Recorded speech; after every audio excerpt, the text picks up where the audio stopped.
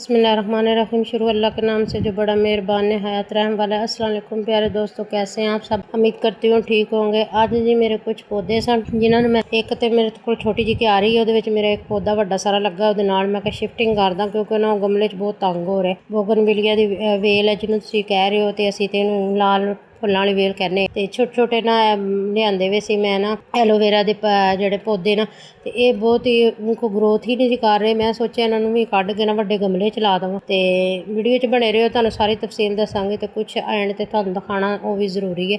तो तुसीं मैनूं फिर वेख के दस्सिओ कि ठीक है या नहीं। तो यह देख सकते हो मैं दो कढ़ लेने एलोवेरा दे इसे वड्डे पोट च ला दित्ते ने दोनों ला के। तो मैं चलो ये ना ये कोई वधन फुल्लणगे, छां दे रख दित्ते ने। हुण ते इहनूं मैं वेख्या थल्लों तो थोड़ी जी ना जड़ गली भी सी, ते वो जड़ जिहड़ी है मैं इहदी कढ़ दित्ती है। कढ़ के ते फिर मैं दोबारा ना इहनूं थल्लों कट के दोबारा लाया, इहनूं भी नाल ला के ते फिर इन्हां नूं ना छां ते मैं कहा रख दिन्नी आ। पानी पाया नहीं क्योंकि जिहड़ी मिट्टी है ना उहदे च काफ़ी नमी सी, ते फिर इस वास्ते पानी नहीं पाया क्योंकि इहनूं ज़्यादा पानी पसंद भी नहीं है। इस वास्ते ये भी मैनूं किसी कोलों गिफ्ट ही लभे सन। मैं तुहानूं एक वीडियो च विखाए भी सी कि मैं उन्हां कोल वड्डे उन्हां घर काफ़ी लगे सी, उन्हां कोल मंगे, उन्होंने दित्ते ही नहीं, तो छोटे छोटे मैंने चुक के दे दित्ते। ते मेरा एक पौधा सी, ਉਹਦੀ वीडियो तुहाडे नाल शेयर कीती सी। ਉਹ ਮੇਰੇ ਕੋਲ ना ओवरफ्लो होने की वजह नाल बारिशां बहुत पईयां ते वो ना खराब हो गया, सड़ गया। तो लेकिन ਉਹਦਾ बीज सी ये मैं लगाया इंजे बस आया सी, ते माशाअल्लाह वेखो तुसीं किन्ने सारे पौधे ਇਹਦੇ बन गए छोटे छोटे। ये भी मैं रखा है, अगर जिवें वड्डे होणगे ना फिर मैं इन्हां नूं भी पोट च लैदा करांगी। हजे इन्हां दी पनीरी है, बिल्कुल छोटे छोटे ने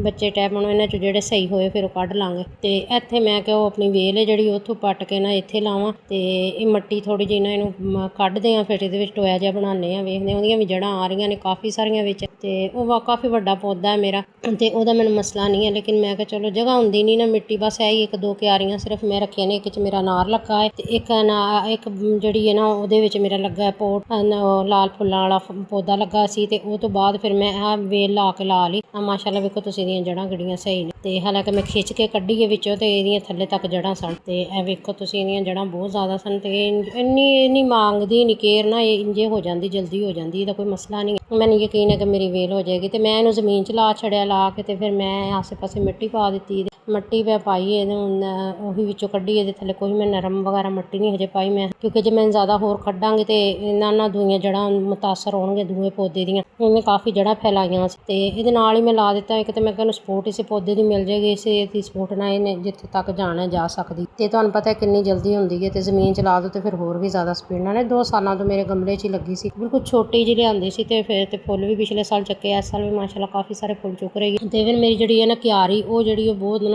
तंग है तो छोटी है।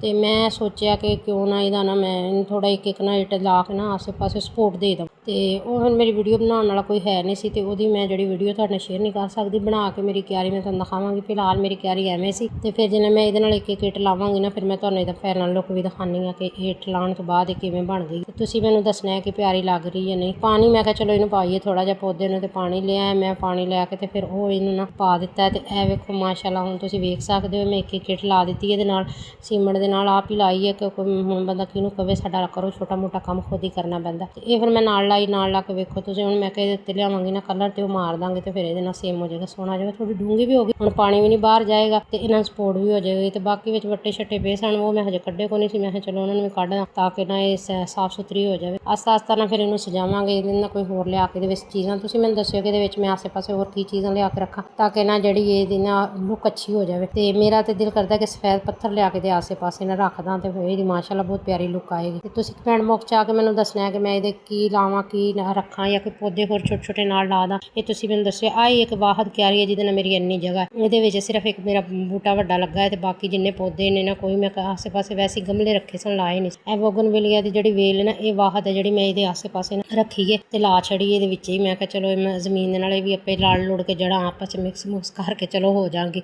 चलो दोए हो जाणगियां, तो दोए वधियां फुलदियां रहणगियां। तो बाकी मेरी वीडियो तुहानूं किवें दी लगी है लाजमी दस्सिओ। चैनल नूं सबसक्राइब करिओ, वीडियो नूं अगे ते अगे शेयर करिओ। इस तरह की मालूमाती वीडियो मैं अपने पौधों के बारे, अपने जिहड़े पौधे मैं घर च लगाए ने, जिहड़े मेरे होर हैं उन्हां दी मालूमात तुहानूं दिंदी रहांगी। तो तुहानूं दस्सांगी कि मेरे पौधे माशाअल्लाह किवें वड्डे हो रहे हैं, तो किवें माशाअल्लाह फुੱਲ चुक रहे हैं। तुहानूं मैं वीडियो शेयर करती रहांगी। तो तुसीं मैनूं कमेंट बॉक्स च आके दसना है, मैनूं राय भी अपनी दिया करो, मैनूं की पौधा होना चाहिए कि नहीं। काफ़ी सारे पौधे नਵੇਂ खरीदे सन, उन्हां दी भी मालूमात तुहानूं देवांगी। अल्लाह हाफिज़, अल्लाह ताला तुहानूं खुश रखे।